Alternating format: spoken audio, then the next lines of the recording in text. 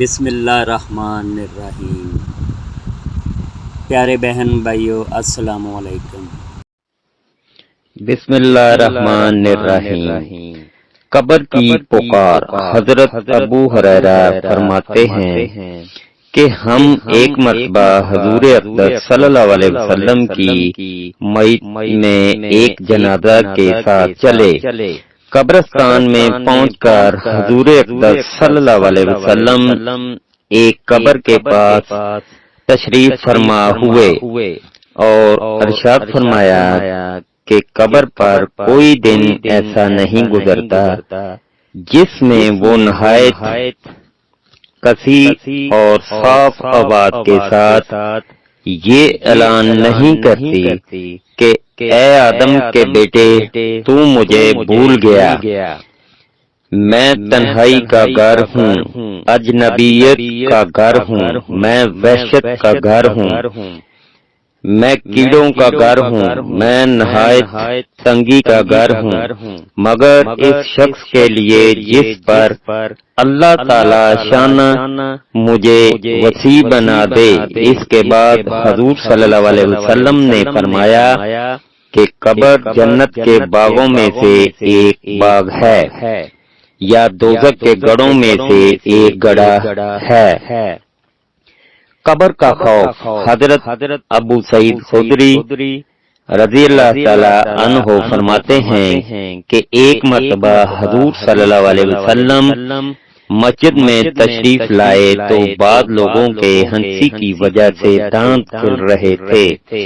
حضور صلی اللہ علیہ وسلم نے ارشاد فرمایا کہ اگر تم لذتوں کو توڑنے والی موت کو کثرت سے یاد کرتے تو وہ ان چیزوں میں مشغول ہونے سے روک دیتی جن سے ہنسی آئی۔ ہر شخص کی قبر روزانہ اعلان کرتی ہے کہ میں بالکل تنہائی کا گھر ہوں، میں سب سے علیحدہ رہنے کا گھر ہوں، میں کیڑوں کا گھر ہوں۔ جب نیک مومن دفن ہوتا ہے تو قبر اس سے کہتی ہے کہ تیرا آنا بڑا مبارک ہے، تیرے آنے سے بڑی خوشی ہوئی۔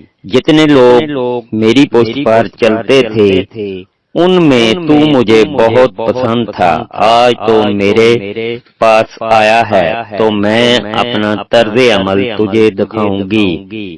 اس کے بعد وہ اتنی وسیع ہو جاتی ہے کہ جہاں تک مردے کی نظر جائے وہاں تک زمین کھل جاتی ہے اور ایک کھڑکی جنت میں کھل جاتی ہے جس سے وہاں کی خوشبوئیں، ہوائیں وغیرہ آتی رہتی ہیں۔ اور جب کوئی بدکار یا کافر دفن ہوتا ہے تو زمین اس سے کہتی ہے کہ تیرا آنا بڑا نامبارک ہے، تیرے آنے سے بہت جی برا ہوا۔ جتنے لوگ میری پشت پر چلتے تھے تو ان میں مجھے بہت ہی برا لگتا تھا، آج تو میری متحسی میں آیا ہے تو میں اپنا طرز عمل تجھے دکھاؤں گی۔ یہ کہہ کر وہ ایسی ملتی ہے، یعنی اس کو بھنستی ہے کہ مردہ کی ہڈیاں پسلیاں ایک دوسرے میں گھس جاتی ہیں۔ حضور اقدس صلی اللہ علیہ وسلم نے ایک ہاتھ کی انگلیاں دوسرے ہاتھ میں ڈال کر بتایا کہ اس طرح ہڈیاں پسلیاں ایک جانب کی دوسری جانب میں گھس جاتی ہیں اور 70 سے اس کو ڈسنا شروع کر دیتے ہیں، اور وہ ایسے زہریلے ہوتے ہیں کہ اگر ان میں سے ایک ہی زمین کے اوپر پھونک مار دے تو قیامت تک زمین پر گھاس اگنا بند ہو جائے۔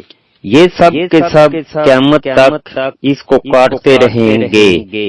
اس کے بعد حضور صلی اللہ علیہ وسلم نے فرمایا کہ قبر یا تو جنت کے باغوں میں سے ایک باغ ہے یا دوزخ کے گڑھوں میں سے ایک گڑھا ہے۔